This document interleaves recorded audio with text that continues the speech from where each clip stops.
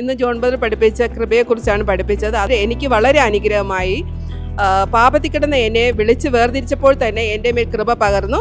ഏത് പ്രതിസന്ധി ഘട്ടങ്ങളിലായിരുന്നാലും ആ പ്രതിസന്ധികളുടെ മുമ്പിൽ മറികടക്കാൻ കൃപ മാത്രം മതി. ആ കൃപ മാത്രം മതി. നിങ്ങൾക്കും ആ കൃപ വേണോ എങ്കിൽ ഇന്നത്തെ മെസ്സേജ് കേൾക്കുക. ഇവന്റെ മേൽ ദൈവം കൃപ പകർന്നു. എന്തിനു വേണ്ടിയിട്ടാ?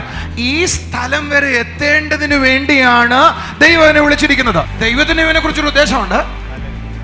ആ ഉദ്ദേശപ്രകാരമാണ് അഴുക്കിൽ നിന്ന് ഇവനെ പുറത്തു കൊണ്ടുവന്നത്. എന്നിട്ട് ഇവന്റെ മേൽ ദൈവത്തിന്റെ കൃപ വെച്ചു. എന്തിനു വേണ്ടിയിട്ടാ? ദൈവത്തിന്റെ ഉദ്ദേശമുള്ള സ്ഥലത്തേക്ക് ഇവനെ എത്തിക്കേണ്ടതിന് വേണ്ടിയിട്ടാ. കൂടെ എത്തിയവർക്ക് ഒരു നല്ല ഹല്ലേലൂയ പറയാം. എന്ന് പറഞ്ഞാൽ ദൈവം ഉദ്ദേശിക്കുന്ന ഇടത്തേക്ക് ഇവൻ എത്തേണ്ടതിന് എന്തൊക്കെ ദൈവത്തിന് ഇവന് കൊടുക്കണമോ അതെല്ലാം ഇവന്റെ മേൽ കൃപയാൽ വിളിച്ച ദിവസം പകർന്നിട്ടുണ്ട്.